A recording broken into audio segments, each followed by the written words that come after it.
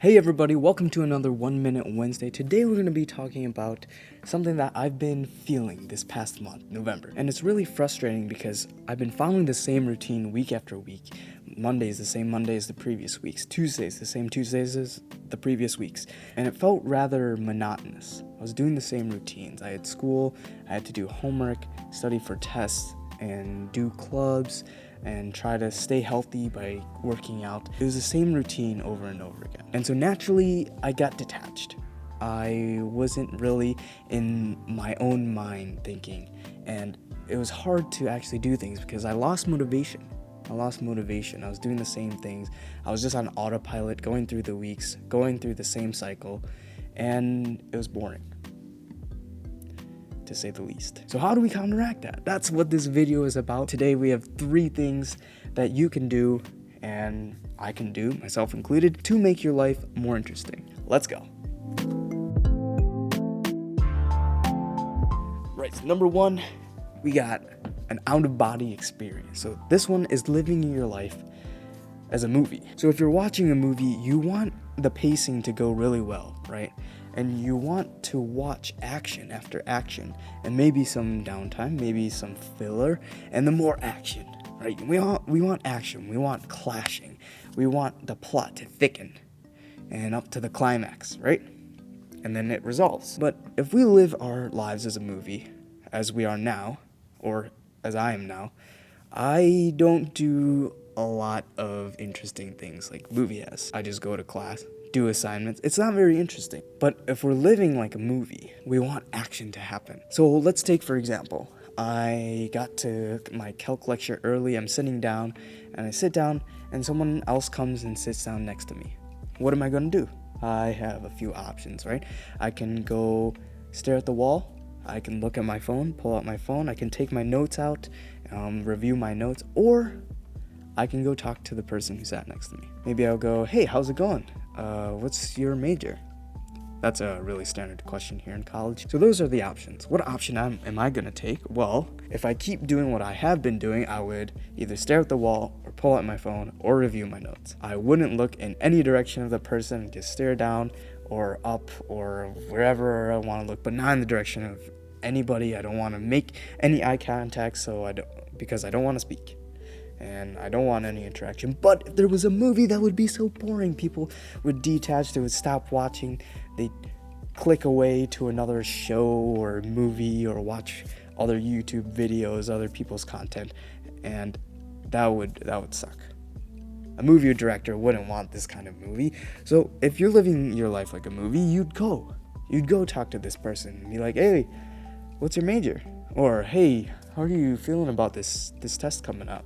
And then you can discuss, and then maybe that interaction will spark other interactions, and this person might have a connected interest with you, and then you can connect with them and meet more people. And I've been really trying to branch out recently, or I don't know if I have. I need to work on it. I'm working on it, because if I keep living under my own rock and keep doing what I have been doing, I won't have many connections when I get out of school, or I won't have known other people and gotten the best experience at college if I don't reach out, because people won't come to me, they don't know me, and so I have to do that myself, and it's something that I'm working on. So that's an example of living your life like a movie, or maybe even narrating your life like a movie. Sometimes it's good to have a third person's perspective. So that's living like a movie. Let's go on to number 2. Alright guys, it's time for number 2. So number 2 is learning something new, right? If our lives are monotonous, we're doing the same routine over and over again, what is happening? We're not doing unique things. We're not doing things that are interesting to us, or maybe we've lost the spark and we need to reignite it.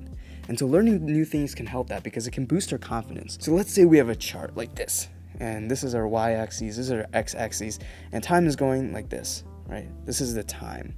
And this is our, let's say, our knowledge of a specific material. And so at the beginning, we have zero knowledge. We have zero knowledge of this material, but as we start learning, wow, there's a boost in the slope. The slope just skyrockets because we start learning and we start gaining knowledge about this specific topic. Let's say it's coding. I'm really interested in coding. I haven't done a lot of it, but it's really, really cool. So if we didn't know how to code, I didn't know how to code a few months ago. It's very sad, I know. I didn't know how to code. Anyways, I can code a little bit now, sort of, I think.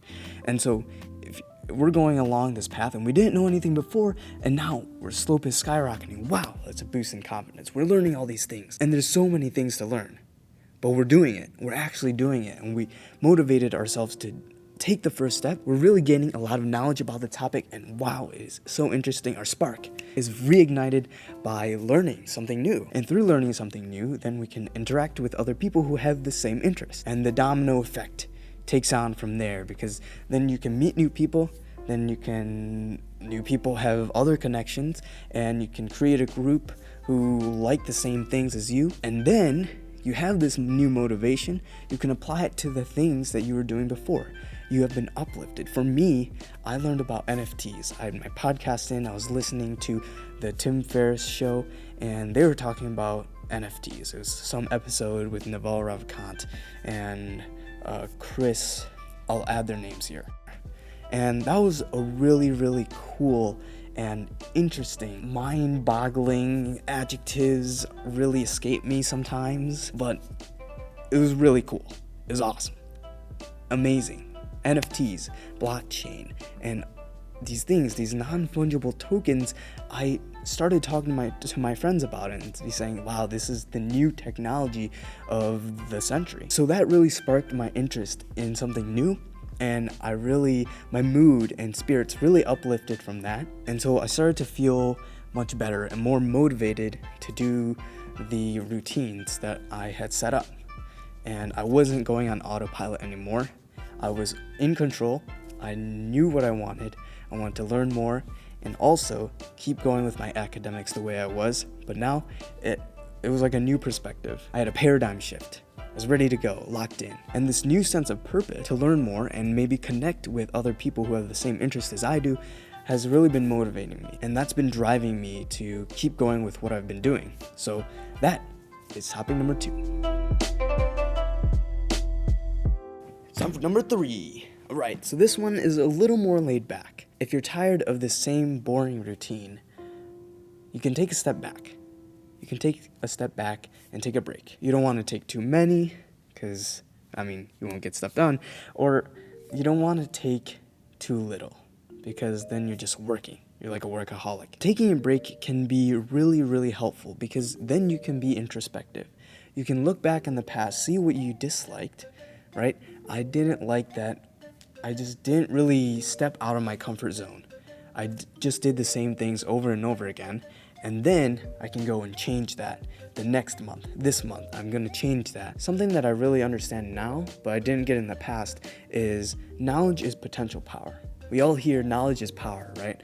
And that's great, but I think knowledge is potential power is the actual phrase. And I was first introduced to this by Jim Quick, the founder of Quick Learning. What he says is that people take knowledge. If you read books, a bunch of books about a certain topic, let's say biology, and you read all these books, and what are you going to do with them? If you don't apply them, all you've done is soaked up knowledge, but you're not doing anything afterwards, right? So if you actually apply this knowledge, if I say, wow, I didn't really do much, I didn't step out of my comfort zone, and I want to do something about it, here's the thing.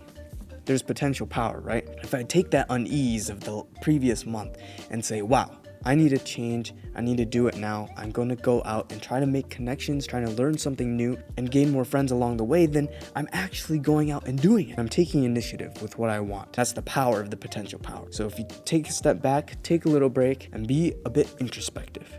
That is my tip for you. Tip number 3, be introspective, see what you can change, and do it. Apply that potential power. So there you have it. I hope you've taken something away from this. I certainly have myself. Click over here to see a trade-off between happiness and desire, something that has to do with all of the things that I talked about today, and I will see you in the next one.